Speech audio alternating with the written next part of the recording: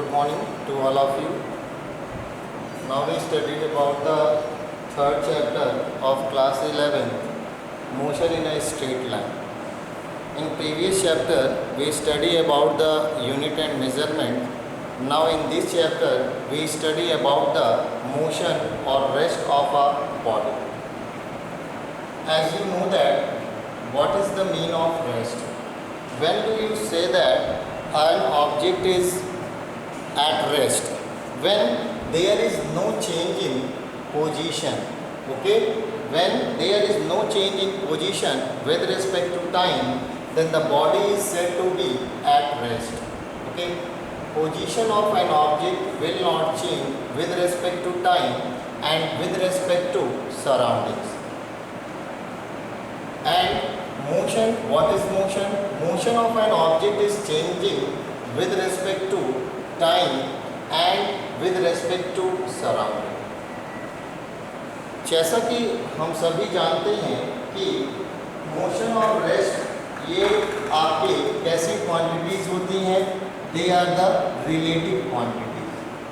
They are the relative quantities. Motion और rest are the relative quantities. It means they depend on the condition. They depend on the condition. In one condition, one object will be at rest, and in another condition, the same object will be in motion. इसका मतलब एक condition में अगर हम किसी body को observe करेंगे तो वही बॉडी रेस्ट पर हो सकती है और दूसरी कंडीशन में वही बॉडी मोशन में भी हो सकती है. जैसे हम एग्जाम्पल अगर देखें तो एग्जाम्पल जैसे अगर मान लीजिए कोई बॉडी है, मान लीजिए कोई भी बस है और बस में सभी लोग ट्रैवल कर रहे हैं. मान लीजिए एक बंदा इसके अंदर बैठा हुआ है and another person also sitting inside the bus. If they see each other, okay, if they see each other, then they are at rest with respect to each other. ये दोनों एक दूसरे के रेस्पेक्ट में रेस्ट पर होंगे, but another person which is standing outside the bus, when he sees two of them, then they are in motion with respect to this person. Then we say that rest or motion are the relative quantities and they depend on the condition. In one condition, one body will be at rest, and in other condition, the same body will be in motion. Okay? Then there are more than one type or more than two types of motion. First is rectilinear motion. What is rectilinear motion? Motion of objects along a straight line.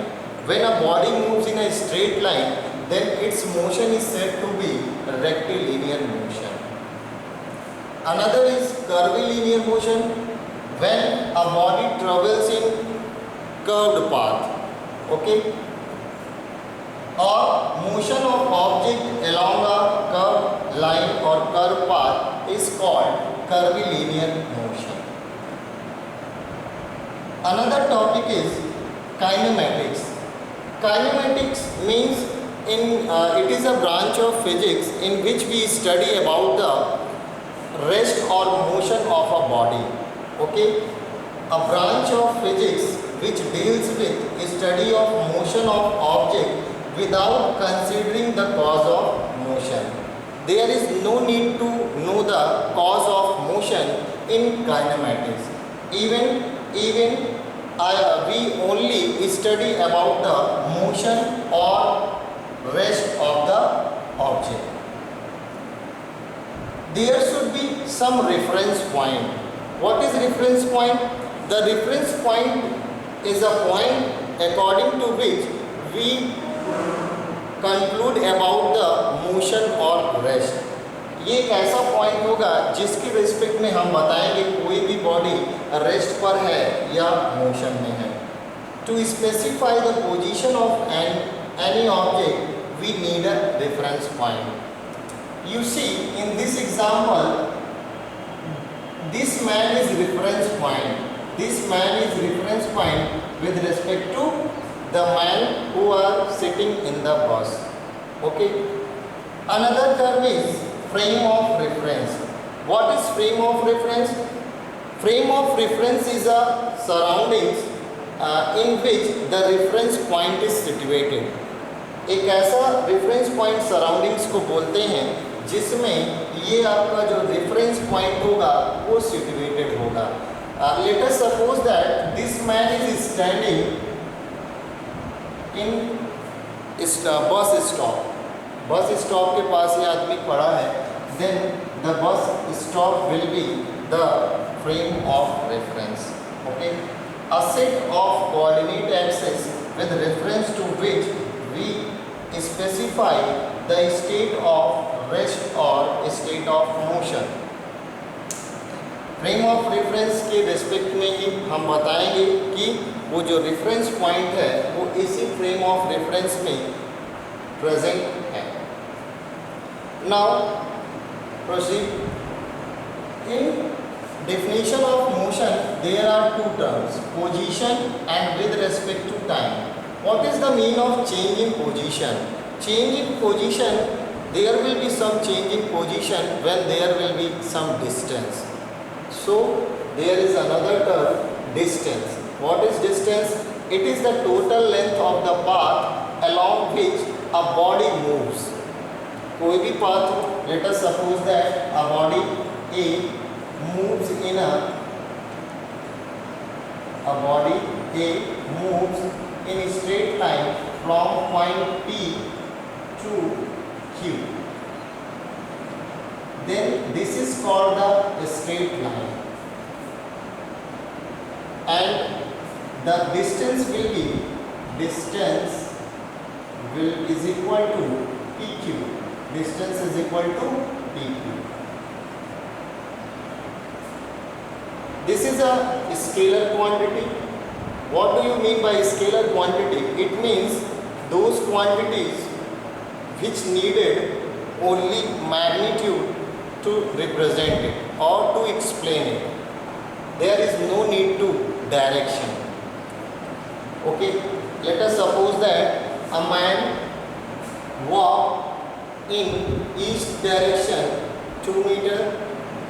After this, in south direction 4 meter, and after that in west direction 6 meter. Then what will be the distance? Let us suppose that this point A, B, C and D. Then what will be distance? Distance will be AB plus BC plus CD, and it will be 2 meter plus 4 meter plus 6 meter. It is 12 meter. This is the distance, and distance is a scalar quantity as there is no need of direction. Okay. Another is displacement. What is displacement?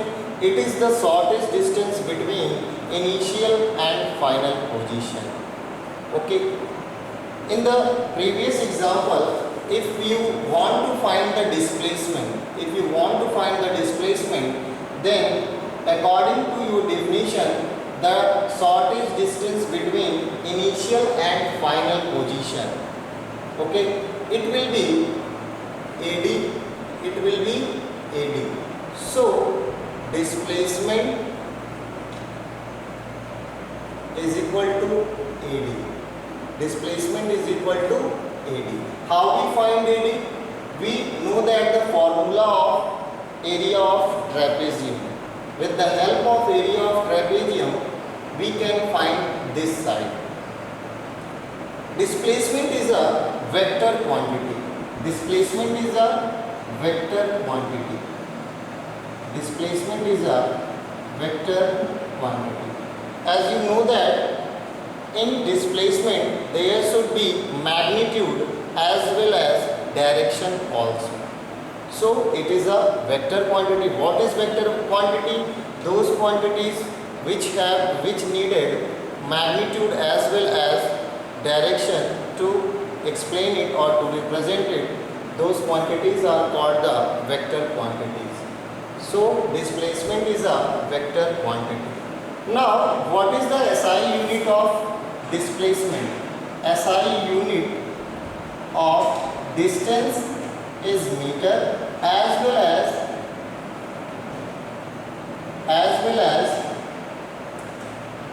SI unit of displacement is also meter. SI unit of displacement is also meter, which is represented M. What is the dimension of distance? Dimension of distance or displacement will be L. Dimension. What will be dimension? Dimension of distance will be L, or dimension of displacement will also L. These are the vector quantities. One point, remember that if displacement is a vector quantity, then displacement will be